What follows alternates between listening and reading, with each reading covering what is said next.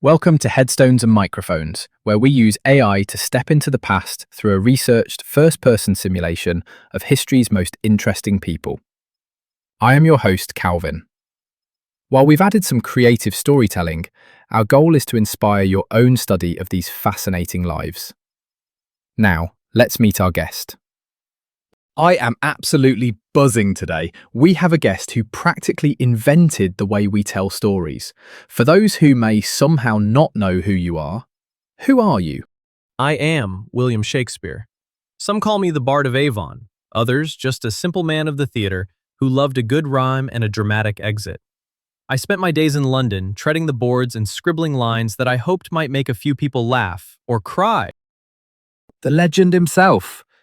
Let's go back to the very beginning. When and where were you born? I was born in the lovely market town of Stratford-upon-Avon. While my exact birthday remains a bit of a mystery to history, I was baptized on April 26, 1564. Tradition says I arrived 3 days earlier on the 23rd, right on St. George's Day. A classic English entrance. And what was your given name at birth? Just William. Though back then, spelling was a bit more of a creative endeavor than it is today. You might find it as Shakespeare, Shaxperd, or even Shapper in the old records. I wasn't too picky about the letters, as long as people knew who I was. That's hilarious. I can barely handle a typo. Was there a story behind your birth name? Not a grand one, I'm afraid. William was a stout, traditional name. But my surname, Shakespeare? Now that implies a bit of action, doesn't it? Like a warrior shaking a spear in battle. Though my father dealt more in shaking out hides for gloves than spears for war. Tell me about Stratford. What was your hometown like growing up? It was a bustling place. It sits right on the River Avon. Stratford actually means the street that crosses the river. You'd hear the sounds of the market, the bleating of sheep, and see the travelers passing through. It was rural, green, and full of the kind of characters you eventually saw in my plays. And what was your family life like? It was a full house. I was one of 8 children born to John Shakespeare and Mary Arden. My father was a glove maker and quite the important man in town for a while. He was even the bailiff, which is like being the mayor. My mother came from a respected family of farmers. We had our ups and downs, but there was always plenty of life around the Henley Street home. What kind of kid were you? I was a curious lad, with my head often buried in a book or my ears open to the stories of the townspeople. I spent most of my time at the King's New School. I wasn't much for manual labor. I preferred the magic of words.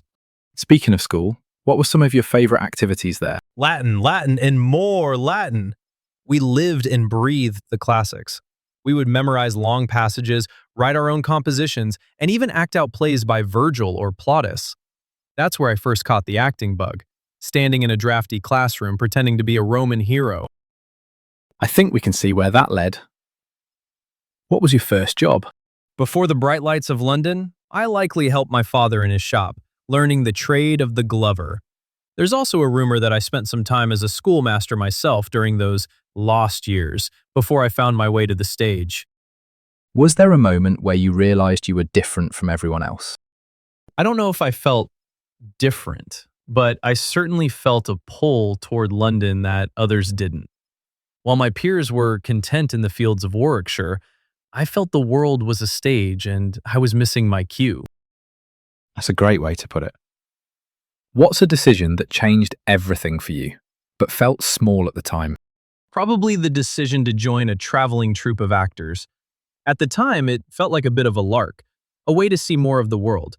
But it led me straight to the heart of the London theater scene. And once I started writing for the Lord Chamberlain's Men, there was no turning back. What was your biggest break?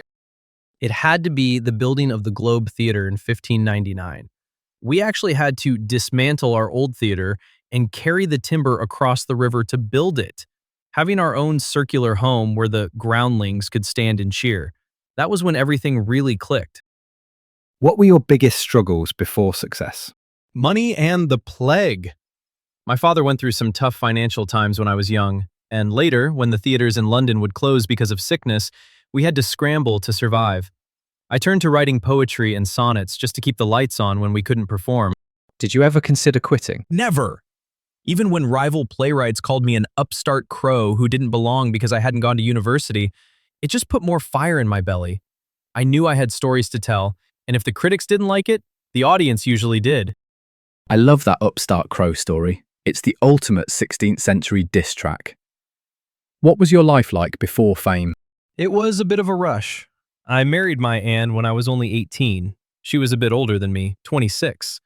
We had our daughter Susanna, and then the twins, Hamnet and Judith. It was a lot of responsibility for a young man, which is why I had to work so hard to make something of myself. Did fame bring happiness? It brought comfort in the ability to buy New Place, one of the biggest houses in Stratford. But it also meant being away from my family for long stretches. Happiness for me was seeing a crowd lean in, breathless, waiting to hear what happened next in a story. What was the downside of becoming famous? The jealousy of others. When you find success, people love to try and pluck your feathers. And of course, there was the constant pressure to keep producing hits. The king and queen always wanted something new. What's something people misunderstood about your life? Some people thought I was a fraud because I wasn't a learned man of Oxford or Cambridge. They couldn't believe a glover's son from a small town could know so much about kings and foreign lands. But I learned from life, from books, and from listening to every person I met. Tell me about a time when everything went wrong. How did you handle it? In 1613, during a performance of my play Henry VIII, we used a real cannon for a special effect. It set the thatch roof of the Globe on fire. The whole theater burned to the ground. It was devastating. But we didn't sit in the ashes. We rebuilt it with a tile roof this time, much safer. That is a wild story, a literal showstopper. What was life like in your final years? I spent them back in Stratford at New Place. I was a bit of a businessman by then, investing in land and grain. I took it a bit slower, enjoyed my garden, and spent time with my daughters and my granddaughter Elizabeth. When and where did you pass away? I passed away in Stratford-upon-Avon in April of 1616. It was quite poetic, really. Many say it was on my 52nd birthday. What's a random fact about you most people have never heard? I was quite the grain merchant. During a time of shortage, I held onto a good store of malt and corn. I had a sharp eye for business, not just for blank verse. What was your favorite food? Oh, a good meat pie or some gingerbread. In my day, we loved things that were highly seasoned. If I was feeling fancy, maybe some roasted poultry. But honestly, nothing beats a simple loaf of bread and some ale after a long rehearsal. Did you have any known rivalries? Christopher Marlowe and I were always compared, though I had a great respect for him. And Ben Jonson, he was a dear friend, but we certainly had our wit combats at the tavern. He once said I had small Latin and less Greek, the old rogue. What advice would you give people chasing success? This above all, to thine own self be true. Don't be afraid of greatness, and don't let your doubts be traitors that make you lose the good you might win. Just start. What is past is prologue, and the rest is up to you. Amazing advice. William, do you have any closing remarks about the interview or the stories you shared that you would like to share with the listeners before signing off? Only that life is a short play, so make sure you play your part with spirit. It has been an absolute delight to speak with you, Calvin. Thank you for letting an old poet have his turn at the microphone. The honor is all mine. What a legend. We just spent time with the man who gave us Hamlet, Romeo and Juliet, and hundreds of words we still use every day. We talked about his childhood in Stratford, the fire that burned down the Globe, and his secret life as a grain merchant. And that wraps up another conversation from Beyond the Grave. Thanks for joining us on the Headstones and Microphones podcast. Remember, legends may die, but their stories never do. Please help spread the word by sharing and following the pod.